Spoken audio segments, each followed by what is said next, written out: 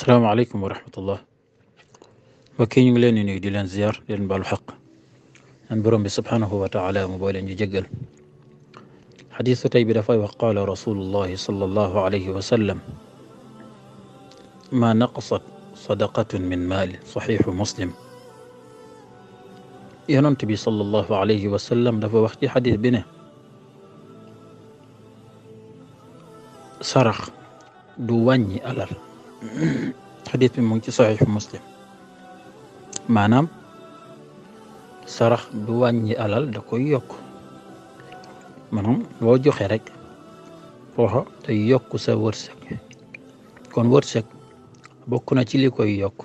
mooy di saraxe. moo tax ulama yi di wax ne secret bi gën a gaaw ci wut alal mooy ginnaaw génne azaka moom fardu la foofu da ko war a génne bu ko génnewul rek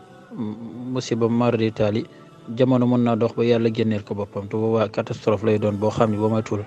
alal ji yëpp mën nga faa jaar ñàkk ko. bu ko def nañuy góorgóorlu baax mbokk yi ci di génne azaka nañ ciy góorgóorlu bu baax a baax.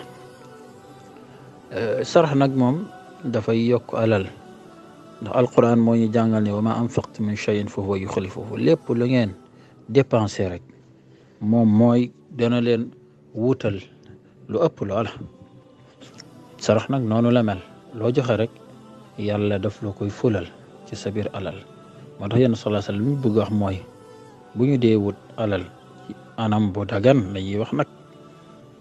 waxuñ ci sàcc alalu jàmbur ba ñëpp ñëw di ko saraxe di xew léegi ci jamono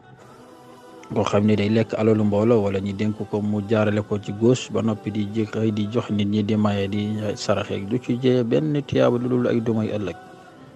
ñamuy jox nag lam leen jox buñ ko lekkee ñoom lew na leen doom amma moom mi ko sàcc nag sàcc alalu jàmbur alalu réew la wala alalu gox la wala alalu daayira la wala alalu siyaasa lu mënti doon boo léegi yàlla da ko cay duma rek kese na moo ko cay fekk. bu ko defee ci denc wut alal ci anam bu dagan bokk na liy yokk alal ji mooy muy sarax bu di sarax bi nag mooy sarax bi muy def ngir yàlla loolu day yokk alal ji waaw lu am solo la. dan yàlla may ñu wërsëg wu yaatu lew te barkeel te ñu def ko bu neex yàlla. qul qawli hada wa astaghfirullaah al-aziim li wa lakum wa assalaamu aleykum wa rahmatullahi wa barakatuh.